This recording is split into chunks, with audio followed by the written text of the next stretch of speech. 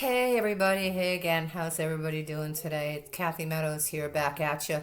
And I wanted to let you know that I am not erasing your messages. I am not doing anything with your messages. I've seen them on there.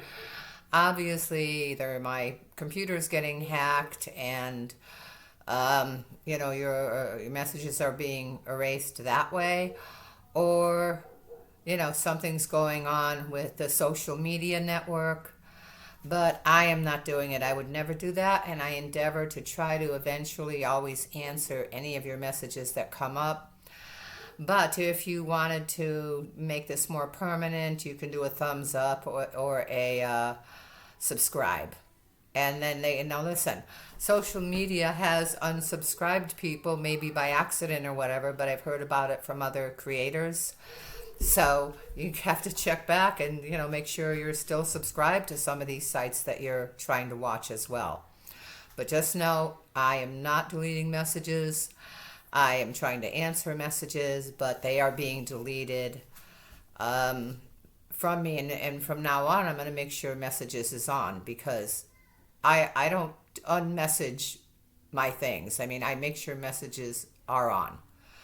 So just to let you know, and along these lines, let's go this way. There was a document that I saw, I don't know, maybe about 10 years ago or so, that someone sent to me that showed that the whole community-based stalking and harassment program that goes on, that's interstate and so on. Well, these people, these criminal types, they make sure they have at least one person in every major corporation, major business, major social media network that is at least of supervisory in management or supervisory positions. And they always want at least one in there to turn the tide. Okay, so it's not unheard of for people to get their messages erased on social media platforms, including Facebook and so on and so forth. And like I said, a lot of that might be just somebody breaking into my computer and doing it. But if it isn't in my computer, then, well, gosh, where else can it be coming from, right? So, and I don't really care about that. Okay, that's not important to me. I don't need I don't need an ego boost. I'd love to see messages and I'd love to answer them. Don't get me wrong, that would be great. But that's not why I'm doing this. I'm not doing this so that I can boost my ego by seeing bunch of messages there. They want to erase the messages, and there's nothing I can do about it, and there's nothing I can do about it. But I'm going to continue creating, and I'm going to continue doing this anyway. Like I said before, the only way that might work is if you subscribed and did a thumbs up. And they could even undo that. Okay? So, and I don't care. I don't really care, because I'm not doing this for that purpose anyway. Yeah, I'm not doing this to make tons of money. All right? Tons of money comes in, I'll take it, but that's not the purpose of this.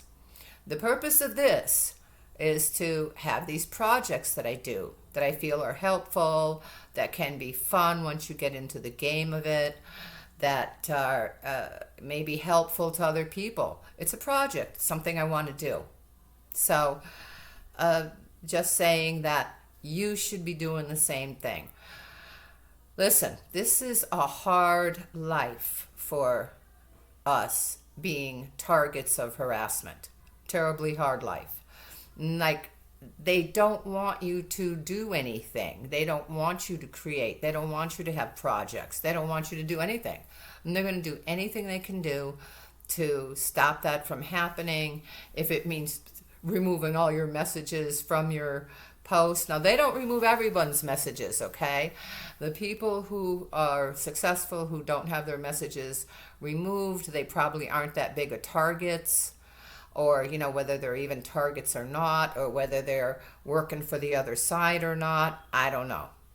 But like, there's definitely infiltrators into this community. Okay, so anyone who's not getting their messages removed, they obviously, something's going on between them and the gang stalkers, or the gang stalkers is doing something. I don't know what it is. But let's just say I'm a big enough target, so removing messages and screwing with my account is priority. Okay, so because I'm special. And that was a big joke. When when I was in school, we'd make a joke about that, like, yeah, I'm special. Yeah, you're special. All right. So anyway, now the thing is, there's a lot of TIs, targets. They say often, hey, I mean, as soon as I create something, they destroy it. I mean, within a week, it's down. I can go making tons of artwork and save it on my computer, and it's destroyed. It's out of there. It's damaged. And then they just never want to do it again. And they might switch over, where instead of making artwork and saving it in the hopes of selling it eventually, they might just make one piece at a time and sell it immediately. Print it out, put it behind glass, get a little frame for it somewhere. I mean, it doesn't even matter if you get the frames at the Dollar Tree. It doesn't matter where you get the frames. They could be a used frame you get at Salvation Army. It's behind glass and you can sell it immediately. Okay? Sell it before, give it away. Give it away as a gift to people. Here, I made this piece of artwork for you. It looks like it might be good for a living room setting, or a den setting, or a relaxing, soothing bedroom setting. So you make it, you put it behind glass or cellophane, and you immediately give it away, pretty much all in the same day or two. You put your initials on it or your name on it, and there it is forever, hanging in someone else's home. Or who knows, maybe they'll put it in the closet, but at least no one destroyed it, right? No one threw it away. So, I mean, the perps didn't get at it and destroy it. So, you still have to create. You still have to have projects. You cannot let people scare you away from doing these projects. Now, obviously the point is to make your life so confusing and so deleterious, physically, emotionally, psychologically, that you can't even get around to doing a project. And even if you can get around to doing a project, you've come to realize that they're destroying your projects. They're stealing them. I had one client who had a whole ream of artwork that she did on her computer, and everything was fine. She wasn't targeted. She sold one of those to someone who was famous, and within a week, all of her artwork was wiped off of her computer, and she was targeted. And she was targeted with remote weapons. I'm believing it was electromagnetic. She wasn't getting V2K, electromagnetic weapons. And I even went to visit her, and we saw the perps there. I don't know what it is about these guys, because it takes just as much energy to run around chasing people around and breaking into their house and poisoning them and stealing their stuff as it does to just create it yourself. So it's obviously the thrill of the crime that keeps these guys going. They find it thrilling to commit crimes against other people. And so it's not about the work. I mean, they're doing plenty of work, and maybe it's low self-esteem. Maybe they say, oh, I can't do stuff like that. I'm sad. Woo-hoo. I got to steal it from someone else. Maybe it is low self-esteem and that they feel like they can't do it. Maybe they think it's flaky and they'd rather go out and commit crimes because that's what cool people do. Cool people commit crimes, right? So, according to their way of thinking. So, but I don't really care about them. I mean, I always say, is I don't have any enemies, but apparently other people think I'm their enemy, which I'm not, because I don't hurt anybody. I don't do anything. I don't care. I don't give them headspace. They don't wiggle around in my brain like a worm, because I don't care about them. How can you care about bad guys? That's like a waste of time, right? Sitting around all day thinking about bad guys all day. I don't want to do that. So I just go like, well, I guess you're not my enemy, but I guess I'm your enemy, and that means you got the problem, not me. I don't have the problem. So keep it up. But anyway, I want you to keep creating. I want you to do those paintings, take those photographs. And the faster you process it and finish the project, like if you started a painting in the morning and by noon or 3 in the afternoon, it's finished. Then you immediately go, you take it with you, that one painting, you can put it in a shopping bag, you take it with you, and you get a frame for it, and you immediately give it away.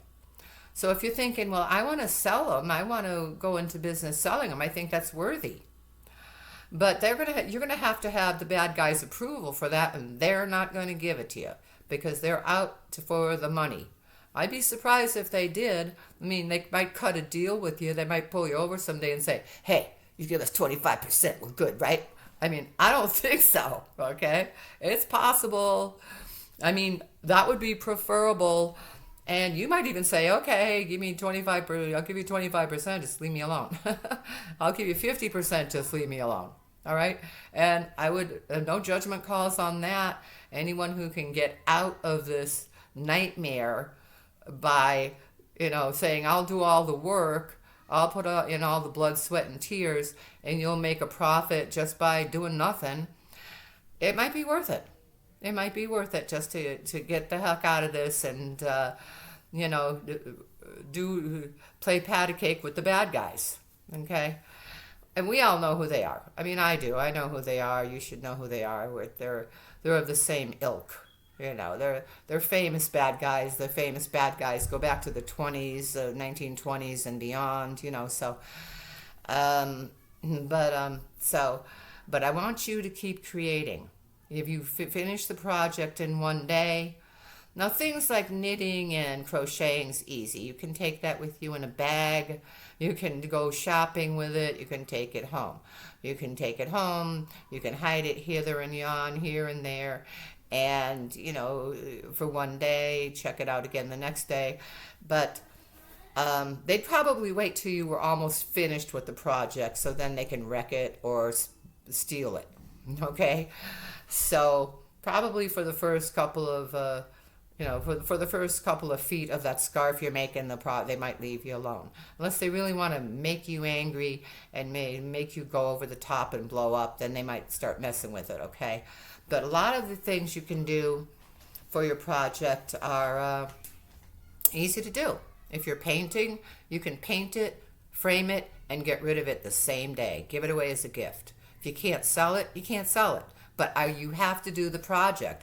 Anyway, you have to look at it like doing the project is not for financial reasons. They're doing the project is for your own self, for what you're learning, for the time you're putting into it, and for the love in your heart of giving it away. This is to boost you. So you get the project, or you sell it ahead of time. You can say, I'm going to do this painting, and you can go online. I do paintings for you, and you just do the painting in one day. Maybe you charge them whatever you think is right for that, and you send it off. But you get paid first. You get paid first, and you send it out the minute you finish it. You don't wait. It's gone. Okay.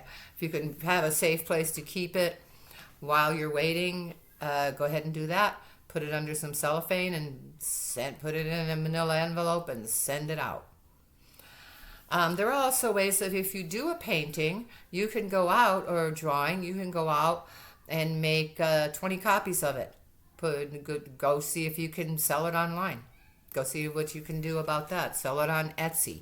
Sell it on one of the things online if you wanted to go in that direction. But it's not, and I'd love it to be about the money. I'd love you to make a ton of money. But if they're cutting into that and are stealing your stuff and won't let you make money because you're targeted, don't stop doing the things you love.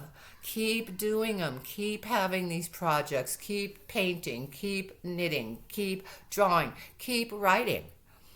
I was a fan of short stories. I love short stories. I guess it's kind of looking at YouTube videos where it's there and it's over in 10 minutes and I'm happy because I didn't want to go through 2 hours of it anyway, right? Same with stories. You can have a short story and have it done in 20 pages, 50 pages or less, all in one day.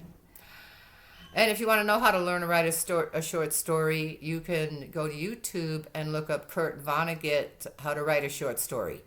And he has some really good information on that. Really short video, tells you how to write a short story real fast. Or even how to write a book, how to write a short story. I forgot what it came under with Kurt Vonnegut, that Kurt Vonnegut video. It was a very good video, though. So keep doing it. It's not about how long it lasts. It's not if they destroy everything the minute you're finished with it, which they're not going to be able to do. But even if they did, it's not about that. It's about you having accomplished something. It would be nice to show that you've got this thing that you've accomplished, and the only way you're going to be able to do that is take a picture of it and give it away immediately. Put it under cellophane, say, I got this for you, a gift for you, it reminded me of you, and I wanted you to have it. If your names and initials on it, heck, you might be famous when you're dead. I watch these videos where people who you haven't even heard of are famous. And their artwork is now worth something. Like this one girl, she was homeless. She was around when the street artists were really big in San Francisco on Fisherman's Wharf. And she would just get a bunch of sticks and glue them all together in strange different ways. And I don't know, what ways they were. But now, if you find one of these stick sculptures by this homeless woman, you're going to have to pay some money for it. That's not going to be like thousands of dollars, but I think the one I saw that they found that she made, and they even knew her name. I saw her down there. They even knew her name. And it would be, maybe she made $40 on it or something. I don't know. She's probably dead by now, but somebody is. Whoever has these things. Now, the hardest thing to do is, I think, if you're really into having a project where you're planting things, because of course that takes a lot of time, and they can come in and destroy that, stomp all over your garden, stomp all over your flowers, and that is heartbreaking. So people just kind of give that up. And like if it were me, then I was that much into planting flowers or herbs or something, I would just throw a bunch of seed in a certain part of the yard and let them grow, and I'd keep throwing the seed. How much the seed cost? I'd keep growing them and let them. And some seeds you can't, some plants you can't destroy them by stomping on them, because the roots, once the roots are there, they're there forever. And they're just going to keep coming up every year, and they can come keep on stamping them every year, whatever, That's the hardest thing, though, because you're putting all this time and effort into it, and people are coming by stomping all over your plants that you've planted or whatever. Very disheartening, And by the way, disheartening, we're in the Christmas season now. So Christmas season, the perpetrators take a real big advantage of the Christmas season to make sure they make your lives as miserable as possible. Okay, they're just making you miserable. That's their job. I mean, literally, that's their job, is going around making people miserable. And don't think that doesn't come with repercussions. That's going to have some repercussions. I'm very astute spiritually, and I know that at the time of their death, they're going boom, downhill. Okay, so. And they don't have to believe me, and I'm sure they don't, and they can't believe me, because if they believed me, they wouldn't be able to make a living anymore, and they'd actually have to work. So they can't believe me, and that's fine. They have to go their own path. They have to go their own path, and you have to accept that too. Criminals in your life, they have a path that they're on. Whatever, and the path is always going to lead to ultimate spiritual evolution. They're not there yet, okay? They're like what I call our little brothers and sisters. And I call them our little brothers and sisters because we kind of have definitive evidence, according to the scientists now, that all of us on planet Earth evolved from maybe one or two females. Okay. They used to think it was two females, and they cut it down and said, no, it's only one female. But I don't know how they reckon that with the fact that there is maybe there was one female in Asia, maybe there was one female in Europe, maybe there was one female in South America. So I don't know how they're, if the whole world was created by one female. I don't know how many men, but one female. And all of the people here, we are direct descendants of those very few people. So what does that mean? We are all related. We're all cousins, okay? So I look at, just for your own sanity, to keep your head above water, I mean, I look at it like the same way you look at a family member who's one of the bad guys. You know, you have a big family.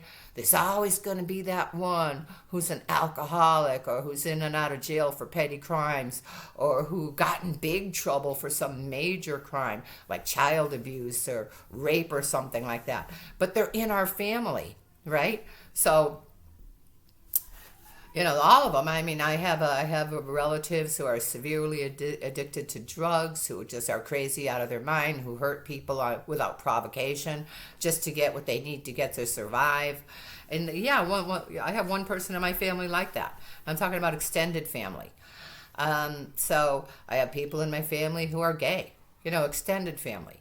I have people in my personal family who are capable of all kinds of nasty things, but I'm sure we all have that relative, whether it's a cousin, or a cousin twice removed, or a nephew, or maybe it's in your background as far as going back 100 years, your ancestry, that someone was a bad guy.